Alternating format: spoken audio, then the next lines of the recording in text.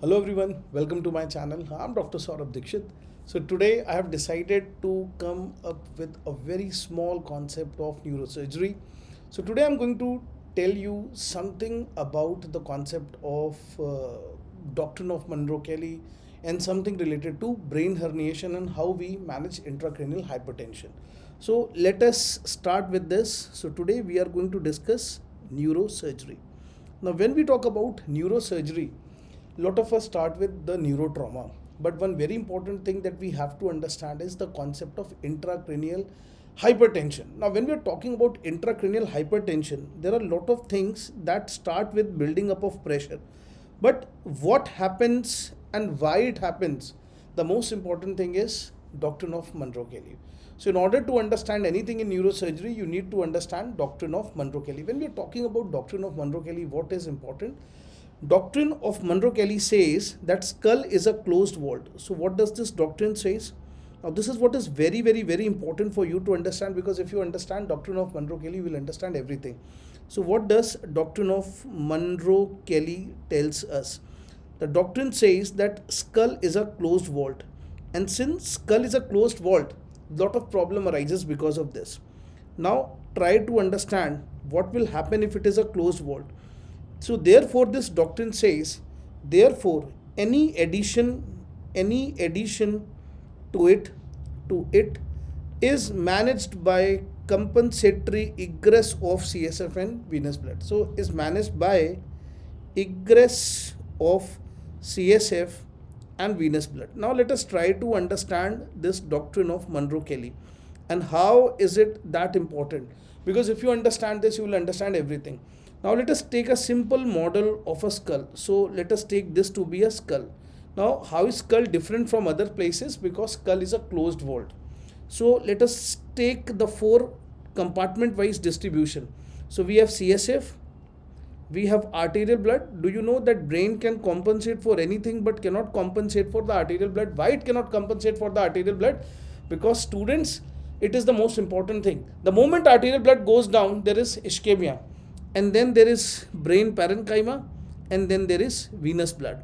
So these are the four things, and brain, unlike abdomen, is not having a lot of dead space, neither it can expand. So what do we get to see? Now why I have drawn two vacant chambers? This is the CSF, which can go into the spinal cord on one side, and on the another side let us take the systemic, you can say, circulation.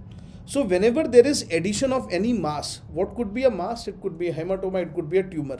So what happens initially? Try to understand, suppose there is a bleeding inside the skull or there is a tumor.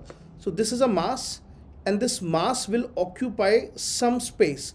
Now when it occupies the space, there has to be adjustment. Yeah. So arterial blood will never move, because the moment the arterial blood does some adjustment, the problem will arise.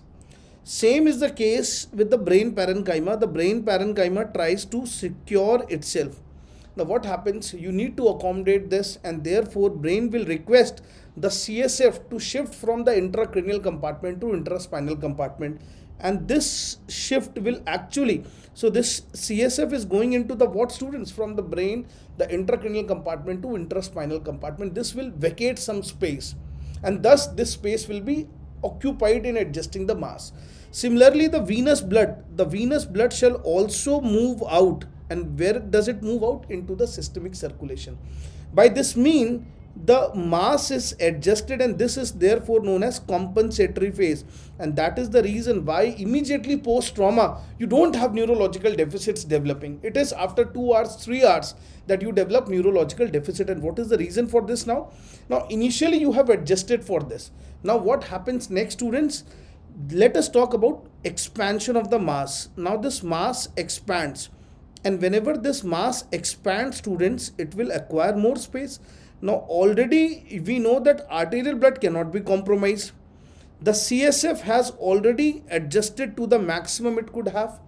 The venous blood has already adjusted to the maximum it could have, and now it is the brain parenchyma. So what will happen? You must have seen small holes, and via these holes the brain will herniate, and this is where you get to see brain herniation resulting in neurological deficit. So this is nothing but your decompensated phase, And that is why you need to understand why in case of EDH, the neurological deficits occur at a very late stage. Initially it occurs temporarily because of a superimposed concussion, that is different thing.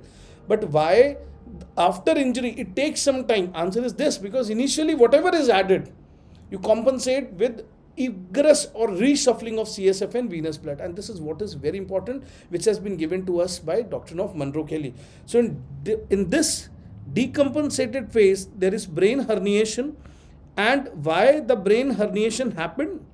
Because of the rise of the intracranial pressure, and this is going to result in neurological deficit. Students, doctrine of Munroe Kellie has given us one more beautiful equation, and what is that equation? Let us try to understand that CPP. What is CPP? Cerebral perfusion pressure is equal to MAP, mean arterial pressure, minus ICP. This is what is very important. So if ICP is going to rise, what will happen? Automatically the CPP is going to fall, and thus if there is a rise in ICP, the CPP will fall, and thus there will be ischemia and infarct. And this is what is very, very, very important thing. That is why building up or increasing intracranial pressure is so dangerous. Now you can get in exams the questions based on the values. So they can give you ICP, they can give you systolic and diastolic, and they can ask what is the CPP in this case, and this is what is very, very, very, very important thing. Now let us try to understand one more thing. So when I have uttered the term brain herniation, let us talk about the detailed brain herniations here. Now when we are talking about brain herniations, so students, if you want to subscribe to my complete lectures, you can go to the Allen Next app, you can buy it there, and we have online and offline both contents available. The best of the best faculties are there teaching you, and they're working for you. They're creating the best notes for you, so you are going to get benefited from that. So you can go and check out my all the lectures there, but here I'm just going to give you a concise view and version of this. So when we talk about this classical concept of brain herniation, what does this mean, students? This is what is very, very, very, very important. So this is a skull, and let us talk about the layers. So you know that this is the falx cerebri, this is the tentorial cerebelli, and yeah, these are the infoldings of the, you can say, meninges. So what are the things that you can see? This is falx cerebri, this is tentorium cerebelli, this is foramen magnum, this is foramen magnum. This is what is very, very, very, very important. So foramen magnum, and then we have something which is known as incisura temporalis. So this space, this is what is known as incisura temporalis, the gap.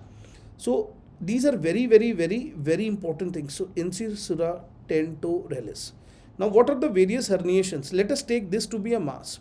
Now because of this mass, there will be increasing pressure, and because of this increasing pressure, there could be herniation seen under the falx. So what lobe is involved in this? This is nothing but the frontal lobe. So this is herniation number A, and what is herniation A, students? It is known as subfalcine herniation. Students, this is the most common non-traumatic, remember the word non-traumatic herniation. So subfalcine herniation, actually it is herniation involving the frontal lobe under the falx. To be more precise, what is herniated under this? It is the cingulate gyrus. It is the cingulate gyrus of the frontal lobe under the falx. Similarly, something can herniate out like this. And what is this, students? This is the most common herniation associated with trauma. So this is nothing but the temporal herniation. So temporal herniation, students, and remember what part of temporal lobe it is? It is the uncus, and therefore this is also known as uncal herniation. This is also known as uncal herniation. Then students, there could be the brain stem herniating out of the foramen magnum, and what is this, students? This is what is known as tonsillar herniation. This is the most dangerous herniation. Why it is the most dangerous herniation, students? Because it is the place where the compression on brainstem resulting in respiratory arrest and the cardiac arrest. This is important. Again, the outflow of the CSF is blocked, resulting in acute hydrocephalus, which can again build up the intracranial pressure, resulting in the catastrophe. And then you can have one more herniation. This is what is known as the central herniation. Central herniation. So these are the classical herniations that we have. Apart from that, we also get to see MLS. What is MLS? Midline shift. When we talk about midline shift, students, you have to understand that it is nothing but the you can say septum pellucidum and the foramen of Munroe. So let us talk about this concept of MLS also. What is MLS, students?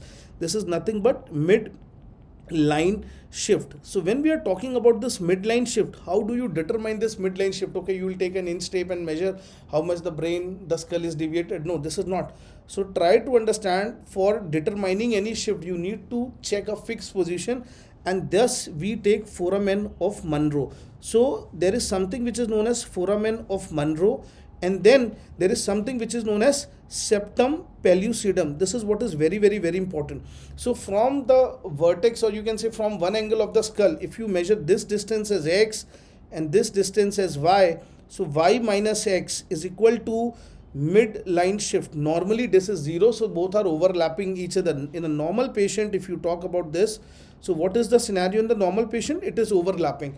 So if there is a gap, this is considered to be midline shift.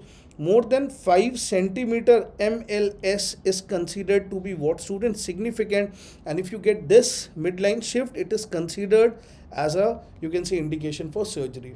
Usually in my routine lectures, I discuss a lot more about these herniations. I discuss about the pattern of herniation, the presentation. For that, you need to subscribe to my full course. But right now, something important that is coming up is how should we approach the intracranial hypertension. So when we are talking about the approach to intracranial hypertension, this is what is very, very, very, very important. So approach to intracranial hypertension. Now there are a lot of students who want to understand, sir, what is considered to be intracranial hypertension and what is normal intracranial pressure. So when we talk about normal intracranial pressure, we consider it 4 to 14 mmHg, or sometimes we consider it up to 4 to 12 mmHg. So 4 to 12 mmHg or 4 to 14 mmHg, this is considered as a normal. So for a kid, 14 mmHg or 12 mmHg may be hypertension also. You cannot individualize this. This is a general, you can say, variations that we get to see. So when we talk about the grading of intracranial hypertension, so this grading system was given by Lundberg, and that is why this is also known as Lundberg's grading. So Lundberg's grading, when we talk about, grade 1 is considered as more than 14 up to 20 mmHg. This is actually the range where the compensatory forces actually play. And then we talk about 2, it is more than 20 up to 40 mmHg. And then we have 3, that is more than 40 mmHg. So these are the 3 important grades that we have to understand. Remember, any pressure more than 20 mmHg is considered as critical. Now let us talk about the causes or the association of intracranial hypertension. Now when we talk about associations of intracranial hypertension, the most important, and this is also the most common, the answer is TBI. When we talk about TBI, what is the answer? This is nothing but traumatic brain injury. So traumatic brain injury is one. Then we have the tumors. So trauma, tumor. Then we can also have some vasogenic causes. So vasogenic edema is actually nothing but high altitude sickness. When we go up, so if you are scaling up the mountain, so when you are scaling up, the air becomes rarefied, the level of CO2 increases, and CO2 causes vasodilatation, resulting in cerebral edema. So that is the case when there is edema. Again, this is an unwanted fluid inside, so it will increase the intracranial pressure, resulting in all these features. Remember, in traumatic intracranial hypertension, steroids are contraindicated, and they are the condition where steroids are indicated. So you should be knowing. Why? Because steroids exacerbate, remember, steroid exacerbate the traumatic, you can say, cytotoxic edema. Rather, they decrease the vasogenic edema. What are the other things? It could be idiopathic or etc., etc., etc. Let us move forward. Let us talk about the presentation. So you know the classical presentation. We have vomiting, and that is projectile in nature. Then we have loss of conjugate gaze. That's a paranoid phenomena. Low set eyes, sunset eyes. You can refer to my clinical video of that. So I have already shown a lot of features there, and then you get to see diplopia. I'm not going into that. Let us quickly go for the treatment part of intracranial hypertension. So when we talk about the treatment of intracranial hypertension, it is very important to understand this. the first line management, and this is also the treatment of choice. This is nothing but conservative. Now when we are talking about the conservative management, it is very very very important for you people to understand the concept of conservative management. What is that? We follow a tier 1, tier 2, tier 3 approach. So tier 1, if it fails, then we add to this tier 2. If this fails, then we add to this tier 3. So these are the three tiers of the management that we follow. And then if the tier 3 fails, then we go for a surgical intervention. So lot more on surgical intervention in detail and depth in my, you can say, detailed course. But here I will tell you what are the two classical, you can say, surgical interventions. We have EVD. What is EVD, students? External ventricular drainage. So we are going to drain the excess CSF fluid out. So external ventricular drainage, and this is actually preferred for traumatic conditions. So preferred for trauma. Now the another one is we can go for VP shunts or LP shunts. So VP or LP. What is VP? Ventriculoperitoneal, and LP stands for lumboperitoneal.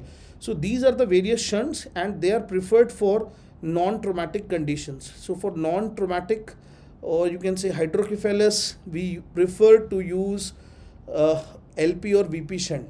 Let us talk about the concept of tier 1, tier 2 and tier 3 management also. So when we are talking about the medical management, and when we are talking about tier 1, what is the classical management that we see in this tier 1? The first is head tilt or head elevation. So head tilt at 30 to 45 degree angle. Now why we do this 30 to 45 degree? Because we know the concept that if we are sitting, there is more gravitational force acting, and there is increase CSF and increase venous drainage. So increase CSF and increase venous drainage out of the, you can say, skull. So CSF will go more into the intraspinal compartment, and venous system, the venous blood will go into the peripheral system. Apart from that, yes, you have to give mild analgesics. Why mild analgesics? Mild analgesics. Apart from that, mild sedatives also, so that you can calm the patient, lower down the anxiety. Apart from this, isoventilation. Gone are the days when we used to go for hyperventilation. We used to say that go for hyperventilation because we know that CO2 is increasing and causing this vasogenic edema. So we ventilated the patient, so more CSF is CO2 is washed out. Now try to understand, more CO2 inside, it is going to cause vasogenic edema. Why? Because vasodilatation. More CSF washout will cause low more CO2 washed out will cause low CO2 level, resulting in vasospasm. So both are dangerous. Increasing CO2 that will result in vasogenic edema. Decreasing CO2 will cause vasospasm and ischemia. So we maintain isoventilation. Then fourth is, nowadays we don't go for hyperthermia, we prefer isothermia instead of hypothermia. Remember, hyperthermia is contraindicated because more energy loss is there. Hypothermia is preferred. Why? Because it will reduce the metabolic demand. But do you know there is a concept that says that reducing the temperature might cause complete metabolic shutdown and death in certain cases. So nowadays we don't say that, unlike hyperthermia, hypothermia is contraindicated. Rather, hypothermia is preserved for the patients who are not responding to the conventional isothermia. This is what is very important. Then if the tier 1 fails, then we go for tier 2. And what is tier 2, students? We go for osmotic diuresis. And the two agents that we use, one is mannitol, so IV mannitol, or instead of this you can also use IV hypertonic saline. Both are beneficial in trauma patients or in patients of hypovolemia. We prefer to go for hypertonic saline. Why? Because if the patient is already having a hypovolemic shock, and if you give a diuretic, you are going to kill the patient. In that cases, we know that in resuscitation we prefer the saline. So hypertonic saline in that case might help out. Now students, if this also doesn't work out, so then we go for tier 3. And what is the aim of tier 3? Answer is high dose sedation. So high dose sedation. And when we talk about high dose sedation, what do we aim by doing this high dose sedation to induce coma. This is just like everyday routine surgery. So whenever we do any surgery, what will happen, students? We keep the patient in the coma, and then we induce, in that case the patient is not able to support ventilation, so we also put the patient on ventilator. And every day in every surgery we do this. So we do that very same. Why? So that the metabolic demand of the brain goes down. So if you see a normal EEG, this is going to have the burst spike waves, but if you see a comatose EEG, this will be flat. So the metabolic activity which is present in the brain is reduced. So blood flow which was going to the extra active part of the brain is now going to be transferred to the ischemic areas, and this is going to work now. This is going to help you survive. So what is the drug of choice in this case? We actually prefer the, you can say, thiopentane sodium. So we prefer thiopentane sodium. So this is actually a barbiturate category drug. So barbiturates are preferred and thiopentane sodium is there. Then apart from this, the other alternatives are, we can use vecuronium. Some people also use cisatracurium. There are a lot of agents. So this is what we actually follow in the medical management. And remember, students, if the medical management fails, then we actually prefer to go for the surgical interventions. Students, I tried to just summarize the management of neurotrauma for you, management of intracranial hypertension for you. I hope you enjoyed. So do comment in the comment section below how you like this video or any new topic you want to study from me. And do join Alan Next. It's a wonderful platform. It is helping the students achieve a good rank. We have customized modules, we have clinical videos, we have a lot of content which will help you ace the exam. So we handhold and follow you in this journey from a doctor to a specialist. Already most of you have completed or you are doing, so definitely everyone is a doctor, but in order to become a specialist you need to be more, you can say, put some more efforts, and this is where the Alan is helping you. Till then, bye bye. Do subscribe to my channel and click the bell icon so that you don't miss any notification of my videos.